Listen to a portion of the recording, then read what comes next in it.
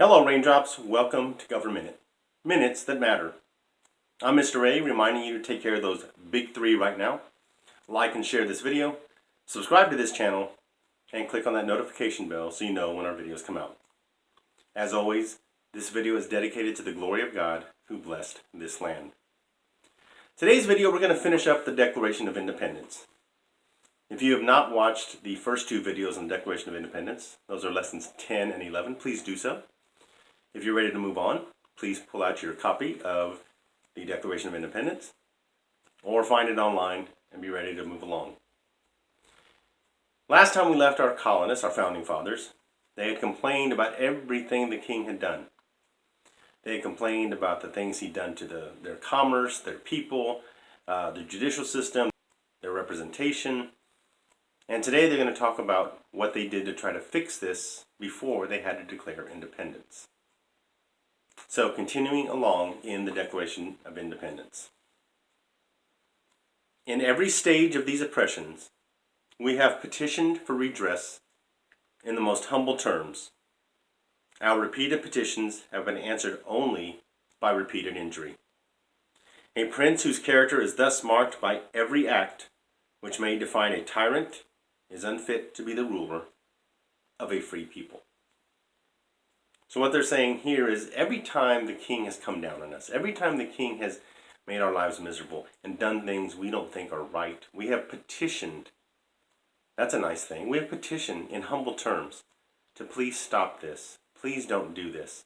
This is not good. It is hurting us. It is hurting you. It is hurting our relationship. And every time we petition, we only get injured again. They say a prince who makes decisions that define a tyranny cannot and should not be the ruler of a free people. Continuing on.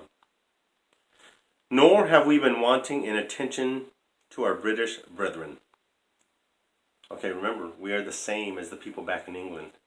And so we have also been trying with them. We've tried with the king. It didn't work. So we're trying with them as well. We're trying to relate to them and remind them that we are the same people. Continuing. We have warned them from time to time of attempts by their legislature to extend an unwarrantable jurisdiction over us. They said, look, Parliament, you're trying these things, taxation without representation, sending troops over here, you're sending new officers over here. You're doing all these things that is not good, that we don't need. It's unwarranted. It's not needed. We have reminded them of the circumstances of our immigration and settlement here. Hey guys, remember Jamestown? Remember the Mayflower? Remember we settled this land? This is British land. We settled here as English settlers, and we are still English. Continuing. We have appealed to their native justice and magnanimity. Justice means fairness. The colonists say all we want is fairness. We don't want special treatment, we just want to be treated fairly. And magnanimity is goodness and kindness. So we've said, please be just with us and please be kind with us. Continuing. And we have conjured them by the ties of our common kindred to disavow these usurpations, which would inevitably interrupt our connections and correspondence.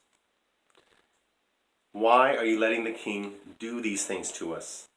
You are British, we are British. You would not let the king do this to you. Why are you letting him do it to us? Please stop him. Because it's going to mess up the good thing we have going. Continuing on. They too have been deaf to the voice of justice and of consanguinity. We must therefore acquiesce in the necessity which denounces our separation and hold them, as we hold the rest of mankind, enemies in war, in peace, friends. They said they haven't listened either. They have not listened to justice, fairness, and consanguinity, the fact that we're blood related. So therefore we must do what we must have to do. Continuing on.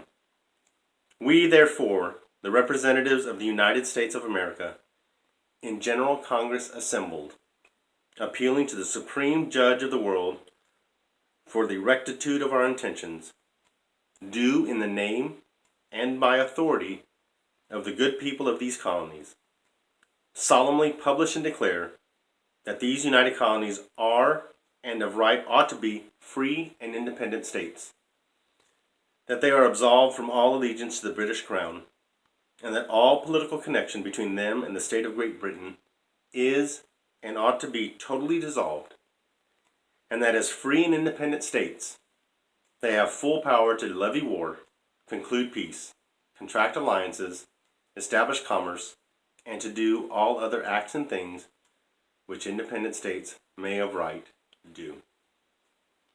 And for the support of this declaration, with a firm reliance on the protection of divine providence, we mutually pledge to each other our lives, our fortunes, and our sacred honor. If you look at the list of the men who signed the Declaration of Independence, the 56 men of the colonies that were the movers and shakers of the colonies, that were the big wigs of the colonies, these are not your average, ordinary, run-of-the-mill colonists. These are the men who have everything to lose, and by signing the Declaration of Independence, have basically said, I'm a traitor. And who do you think Britain is going to come for first? How do you kill a snake? You cut off its head. These 56 men listed on this page are the head of the snake. Britain figures all it has to do is take care of the head and the rest of the snake dies. These men pledged their lives to each other. Some of them died. Some had family members who died in the Revolutionary War. Their fortunes, some gave all of their fortune to this cause, and some died broke.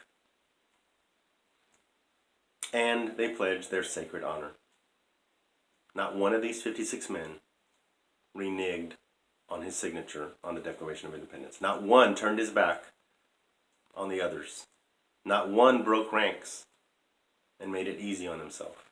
Some may have lost their lives. Some may have lost their fortunes. I contend they all kept their sacred honor.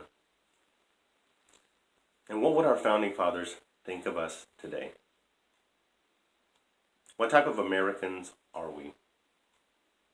How many people have ever read, without being made to, the Declaration of Independence or the Constitution? How many people know what's in the Declaration of Independence and the Constitution? How many people care? Why, in most normal elections, most normal presidential elections, do only approximately 50% of voters vote? Why, in most congressional elections and off-year elections, do only about 25% of voters vote? These guys pledge their lives, and we can't take 15, 20 minutes out of our day to go vote. We will stand in line for an hour at Disneyland to ride an amusement park ride. Yet it's too much of a hassle to stand in line 15 minutes to go vote. It's too much of a hassle to produce an ID. Our founding fathers would generally be ashamed of us. Everything they gave for us to squander. Our founding fathers would wonder, where is that American spirit? Where is the spirit of 1776, which led to the greatest nation on the earth? We still have time to turn this around. Government is a first step, but this isn't all. You must pay attention yourself. You must get involved yourself. How many of you right now, I'd be interested in your comments to answer this in the comments below. How many of you, without looking it up, can name your congressman and 2 senators from your state? How many of you can name another senator at all besides the 2 in your state? Please answer in the comments below. I'd be very interested to hear. Let's make our founding fathers proud again. Thank you for joining us. I hope you paid attention, because there will be a test at the next election. This is Mr. A reminding you that we, the people, are the government. We'll see you next time.